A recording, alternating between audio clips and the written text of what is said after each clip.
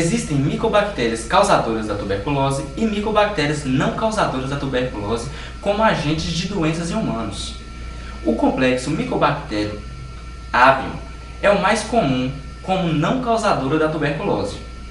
Este complexo ele é um bacilo fracamente gram-positivo e fortemente ácido resistente, possuindo uma parede celular rica em lipídios.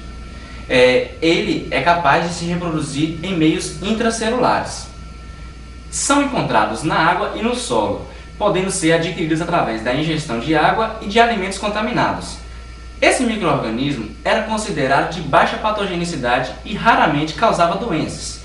Porém, com o advento da AIDS epidêmica, essa situação mudou de tal forma que apenas a Mycobacterium tuberculosis é isolada com maior frequência do que este complexo. Esta micobactéria pode causar infecções pulmonares e no trato gastrointestinal. A exposição humana ao patógeno pode ocorrer através das vias aéreas e, portanto, as células epiteliais respiratórias e os macrófagos alveolares são importantes componentes para o sistema de primeira defesa contra infecções deste complexo Mycobacterium avium. O complexo Mycobacterium avium atinge principalmente a pacientes imunocomprometidos, particularmente pacientes com AIDS, que têm níveis de linfócitos CD4 muito baixos. Porém, relatos recentes demonstram que essa doença pode acontecer em pessoas sem predisposição a doenças pulmonares ou sem imunodeficiência. O fundamento do diagnóstico da infecção por Mycobacterium avium requer cuidadosa cultura das espécies clínicas. O material pode ser preparado a partir da coloração de Ziehl-Neelsen e depois examinado através de microscopia óptica. O tratamento dessas infecções pode ser realizado através do uso contínuo de antibióticos como claritromicina ou ainda a combinação de azitromicina com etambutol e rifampina. E para pacientes com AIDS que possuem níveis muito baixos de células CD4, pode ser utilizado ainda a rifabutina associada com a claritromicina. Para as infecções pulmonares, podem ser utilizados os macrolídeos e as rifamicina. Porém, a intolerância à droga e a recaída após o tratamento limita o sucesso da terapia.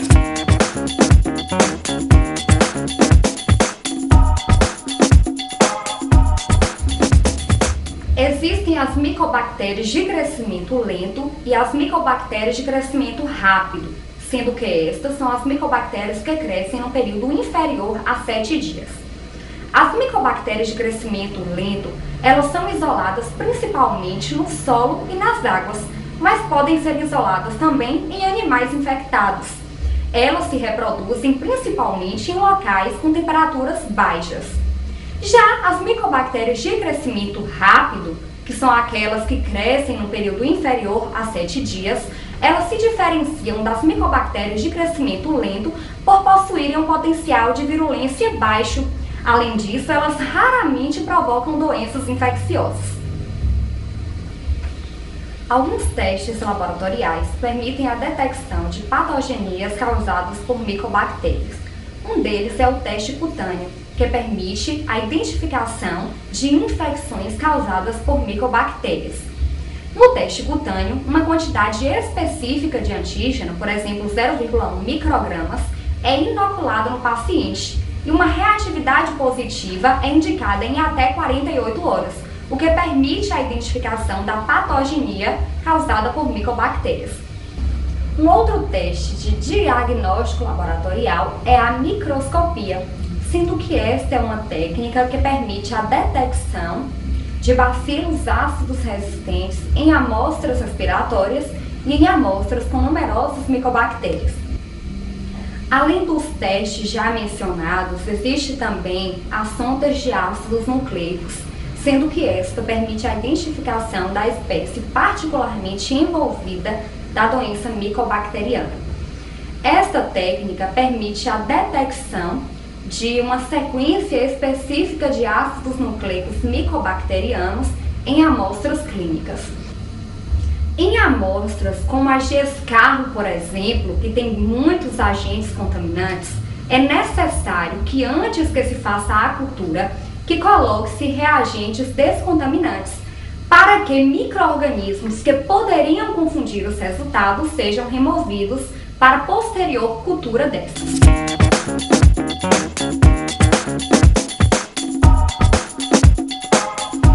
A identificação das bactérias é realizada através das propriedades de crescimento e da morfologia colonial. Então essa etapa é muito importante, como por exemplo na Mycobacterium tuberculosis, que é passada de pessoa para pessoa.